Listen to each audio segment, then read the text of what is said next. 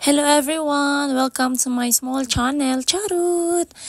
So for today's mini vlog, maghahanap po tayo dito ng bicycle. Jitensha po yung tawag dito sa Japan. So while maghahanap po tayo ay magkukwento po ako kung paano ako nakapunta ng Japan at ano yung una kong naging kontrata at ilang taon ako dito sa Japan. May naipon ba? O siya, Charot! So simulan na natin.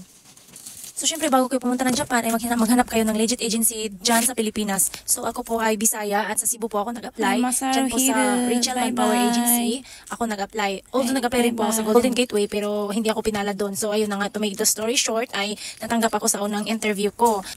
Syempre po, hindi madali yung training dahil po, syempre, hindi natin po yung language. Pero alam niya na, pag may pangarap kayo, magagawa niya ng paraan. Charot lang. So, ayan na, to make the story short again.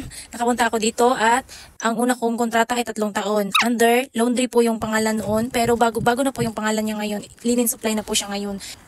So, ayun, after 3 taon guys, kailangan mo siyang tapusin para, alam niyo na, maganda yung record niyo, charot. Technical intern training ka kasi guys. Yung pangalawang visa ay SSW, which is Specified Skilled Worker. At yung visa na yan ay 5 taon. So, ayun, natapos ko yung 3 taon at papauwi na kami ay nag-offer yung boss namin ng another work.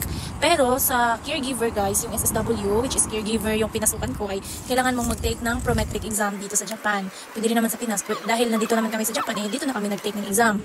So, kailangan mo siyang i-take at ayun, ang tinake namin ay 15 items ata yung ano ni Hongo in 30 minutes at 45 yung English, 45 items yung English. One hour higit ataron yun guys. Kailangan mo yung ipasa yung prometric, both ni Hongo, Japanese, and English. Kung hindi mo siya maipasa ay kailangan mo siyang i-take ulit. Pwede ka namang mag-take ulit after I think 45 days. Hindi ako sure ha, pero yun, i-take mo siya ulit, hindi agad-agad. Andito na pala tayo sa shop ng mga bicycle guys. Tingin-tingin muna tayo kasi magkakanvas tayo kung mga magkakano ba yung mga bicycle nila. So ayan, after kong tumingin-tingin sa mga presyo na nakakabigat ay charot lang ay ayan, pupunta muna tayo ng Daiso at maghahanap tayo doon ng mga bubudol natin. So continue muna yung story. Ayun na nga, awan ng Diyos, napasa namin both yung exam. So 3 pala kami no na bumalik at nag-decision na bumalik at magtrabaho bilang sa caregiver. So ang nakaganda dito sa SSW visa guys ay kada 1 taon nare-renew yung kontrata. So kung ayaw niyo na sa 1 taon is pwede na kayong umuwi ng Pinas at doon mag-apply again ng another. Or pwede naman dito sa Japan at magpatulong kayo sa agency niyo dito na ihanap kayo ng another company guys. Kung valid naman yung reason niyo kung bakit aalis kayo sa naunang company. So sa case namin guys, hindi na namin natapos. Hindi naman dahil sa ayaw namin sa kumpanya. Medyo na-homesick lang kami kasi sobrang layo ng grocery store. Ganyan ba? Tapos lang kami, hindi magkasabay yung day off, ganun. So ayun na, mahaba-habang story rin kaya hindi na namin natapos. So 1 year and 6 months lang yung natapos ko at 1 year yung isa kong kasama. Pero sa case ko naman ay from SSW visa ay ayun, pinalad, nakapag-asawa ng Japanese. Kaya ngayon, spouse visa na rin.